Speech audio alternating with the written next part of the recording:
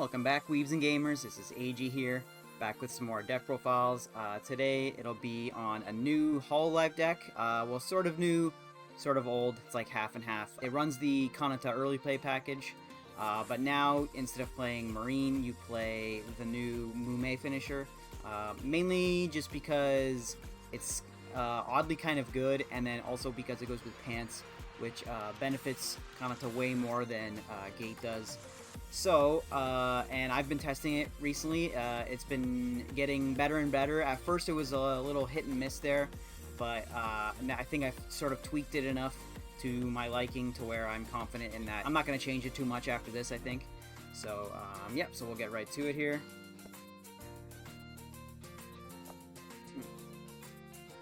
So, first is a brand new card for Hololive, which is one of the... it's pretty much the most expensive card from the new Summer Collection set, which is this Kali card.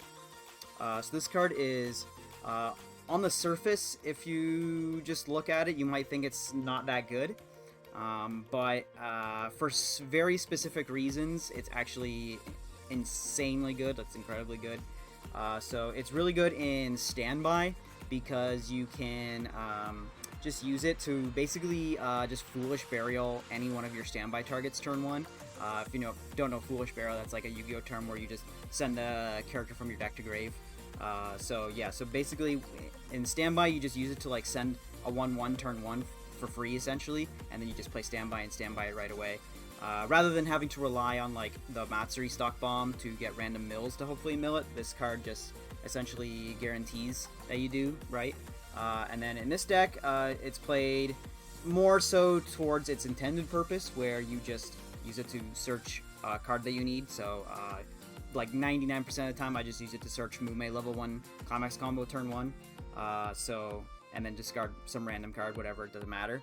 And then, but it also does have like a secondary niche use, which is the turn you're doing your Kanata combo play, you can just accelerate, like say you're going to change into 2 Kanatas and you only have 1 damage, you can just use this to accelerate to search discard, because you just heal it off anyway. So it's pretty cool. It gives you a lot better options. It's a good attacker. Yeah, just overall great card, amazing card. I definitely glad I picked those up for cheaper than what they are now. So moving on, next is 3 copies of this Summer Collection Gura as well. So Gura and Kali, they're both part of Myth. So she is a front row killer card. So like if they only have 1 card in the front row, you can, and it's cost 0, you can just bottom deck it. So yeah, she's just really good at outing certain cards. And this deck, I've pretty much designed it to go second, preferably. Obviously, you still can go first, like there's nothing wrong with going first. But this deck does prefer to go second whenever possible, because you ideally want to just tri-lane right away turn 1. So this card really benefits that, because if your opponent just plays 1 character, you can just play this, kill their character, play whatever else you want to attack with, and then just attack. You don't have to worry about runners or anything else getting in your way. And she also has, when she's sent to Waiting Room, you can pay 2 to just search your deck for a character. So this card and the Kali card going together essentially are my ways that I get level 1 Mumei Climax combo majority of the time. It usually goes off without a hitch. So next is, of course, the old card, the Coco Brainstorm. So this, if you're playing the Kanata package, you pretty much have to play this card. I wish there was a better alternative, but just the global 1K is just too good to pass up, so you pretty much have to play it. Yeah, it's just normal draw Brainstorm. And next we have to complete with the Kanata package, we have 2 copies of Helmet. So this is just a super good like double bond card essentially. It actually bonds to level 3 Kanata by discarding a card, and then you can discard sack it to salvage anything. So it lets you get like 2 combo pieces for 1 card. Just overall amazing card, and it's green, so it helps with your green. So yeah, just amazing card. So next is another somewhat tech card. Not a lot of Hololive decks play this, but it's just a JC, so like if one of your characters is attacked, you can pay 1 sack this and bounce that character being attacked. So it serves a few different purposes in here. One, it helps you for if you, like I said, like if you tri-lane, it helps you maybe just save cards if you need to.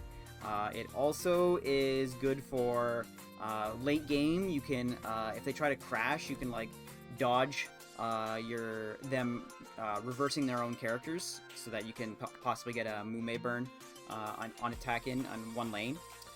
And then it's also just good for, you know, like save your level 1 combo, because Mumei is kind of weak on the opponent's turn. So just overall good card. It also is just like a 3500 plus 1 level the turn you play it, so you can just like out bombs or like whatever attackers they might have. So pretty cool. I really like that Crony card.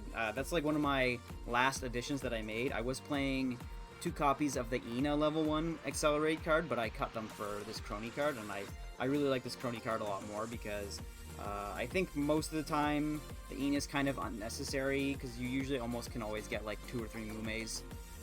So yeah, it's kind of whatever, and I do like having more zeros to promote that tri-lane gameplay, where you just want to field 3 right away.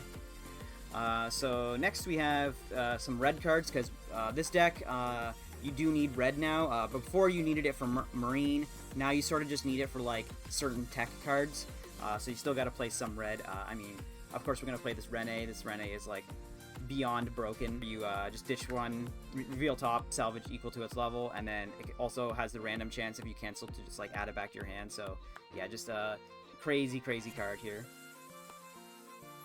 Some more red color fix, but this is also a decent card too, this Hachima.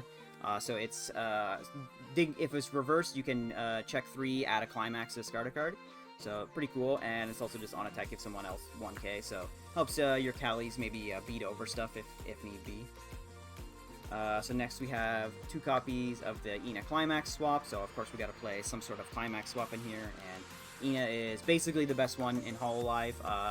I'd probably say the Subaru one is the next best, actually, because it just has free mill 3, which is really nice, but in this deck you actually need top checks, so we're gonna play Ina for that. And I mean, you're also playing blue, so. And last level 0 is just 1 copy of this Luna, so she's just a like pay 1, discard 1, check top X equal to the other characters on your stage, and take anything kind of card. And she also has top check as well, so very good card. So then that's it for the zeros. It's like 20 zeros, but the reason for that is because the only level 1 I play is just 4 copies of this Mumei. That is it. Nothing else. No counters. Like I said, I was playing Ina before, but I cut it, so yep, we're just down to 4 Mumeis. So you pretty much always want to just have like 2 to 3 Mumeis ready to go as soon as you hit level 1. It's not too much of a problem most of the time, so yeah. Moving on, so level 2s, of course we're going to play 4 copies of the Kanata counter, which is also the changer into the level 3, so yeah, that's the main reason. But of course, it's never too bad to have extra counters in hand if you need to defend your Kanatas or whatever, right? So, and it is a 3k counter, unlike most counters, which are 25, so yeah, just overall good card, and it's a necessary piece of the deck, right? The next 2 are just the 2 other counters we play, so of course we're going to play the Hachima counter, because this deck we're allowed to, now that the Kanata is off the pick list, and the Luna took its place, so you can play Hachima counter in this deck. And we're playing the Louis counter in this. This one is actually better than the Suisei one, because this one allows you to sack a character on stage, which again allows you to potentially prevent your opponent from ramming all their front lanes, which allows you to get at least 1 reverse, which is all you need from Mumei. So yeah, so very good card. I would highly recommend not playing the Suisei anti-change and play this instead. And then the last 2 cards are the 2 level supports, sort of. This is technically a front 2k to level 3, but same kind of deal. So the Toa, again, is here to try to help get reverses. So if they do happen to crash their front lane, this card essentially allows you to like move one of their back rows up to front, and then you can attack that. And then this card is the sort of like tech new card that people figured out that combos with the Mumei. So this card is at the beginning of your attack phase, you can rest her and choose one of your opponent or one of your characters, and it gets like the top deck kick effect. So you can give that to Mumei, and essentially she will stack 3 from her own effect, stack 1 from this, and then burn 5. So you basically have they only have a 1 out of 5 chance to cancel the burn 5. So very good card, and this is like the main reason why you do need to play some amount of red in here just to play this. So yeah, it's pretty cool when you can get it off. Sometimes, you know, you can just go, if you can't manage to get it, you can just do the normal stack 3, burn 5 with Mumei, and you still have a good chance of it going in, so it's not too big of a deal, but it is in here for the extra wombo combo sort of scenario. So then we have, moving on to level 3, we have 4 copies of level 3 Kanata, of course. This is your main advantage engine, early play. I would honestly say, like, technically the Mumei is an advantage engine, the level 1 combo, but it's not the best one, mainly because it doesn't have, like, mill power or anything like that, so it's more just, like, on attack salvage for the most part. So this card is, like, your main mill engine, or I mean, your main plussing engine. So you just want to use the Mumei just to get combo pieces to set up for this, and then once you have this in play, then you can really start plussing and building up your resources. And hopefully, if you usually, I find, if you can manage to just do 2 turns of Kanata early play and have them not die or anything like that, you're probably set to win the game. Like, it's very hard for you to lose at that point, especially if you have, like, Hachima counter and stuff ready to go.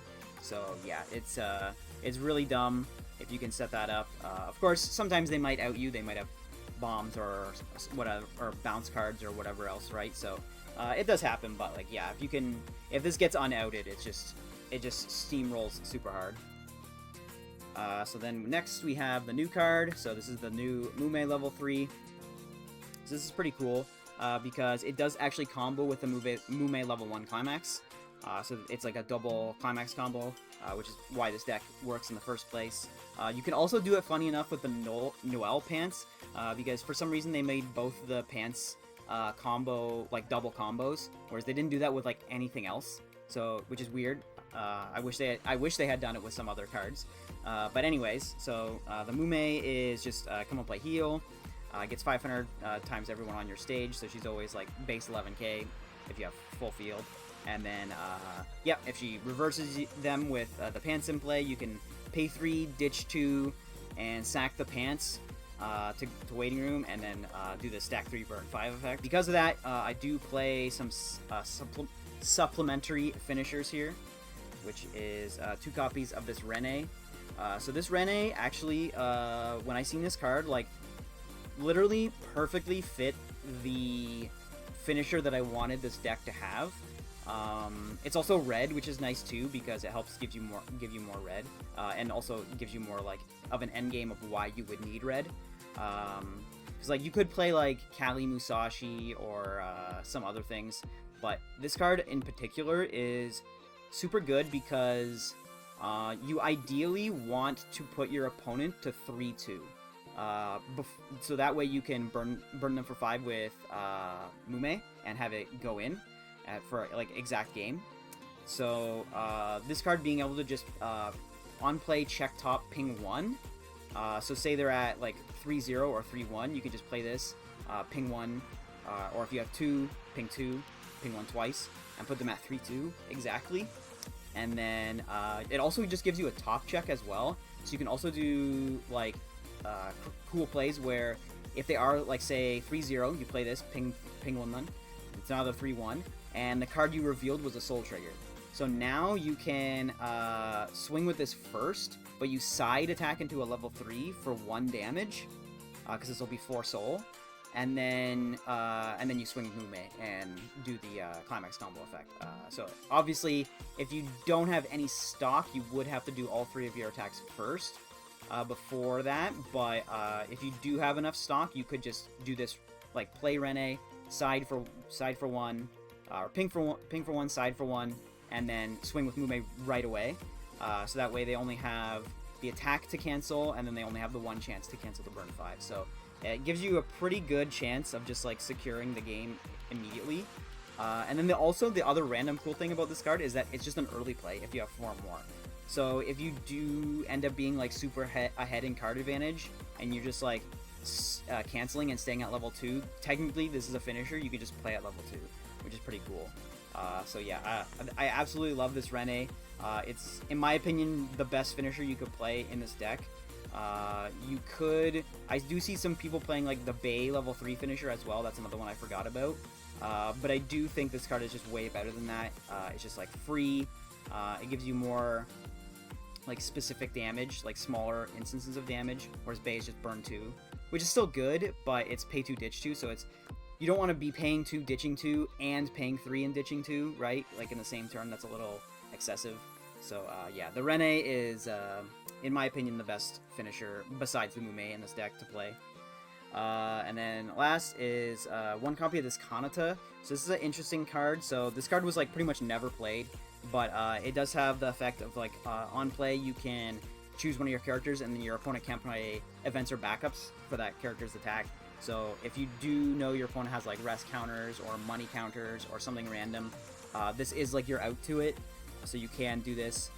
It also just has like heal to stock or global 1k and 1 soul if you need to. It has like 3 different effects. You can just choose which one you want to activate. So yeah, so this is pretty cool. This is a nice, interesting tech card. I've never actually gotten to resolve this effect yet, but it's one of those cards that like you just play it in case you need it, right? If you know your opponent's playing like a money counter or something, you're gonna need this card most likely. So yeah, it's just in there for that. And same with Matsuri, pretty much. Matsuri is just in here for when you need it, when you need it, you need it, and when you don't need it, you don't need it, right? So, and you have like exactly enough yellow in here with Kali's and Coco Brainstorms to basically have enough to play this. This deck is actually technically 4 colors if you think about it, but the yellow is like just a very small like 7 card splash. So then last is just the climaxes. So we have the 4 copies of the Mumei Pants and 4 copies of the Stock Soul. And that's it. So yeah, if you guys like the video, remember to like, comment, subscribe. This is probably going to be my Hollow deck I'm going to be playing for the foreseeable future. I don't know. I'm probably going to try some other random decks, but this is like the main meta deck I'm going to be playing. So yeah, if you guys like the video, comment, subscribe,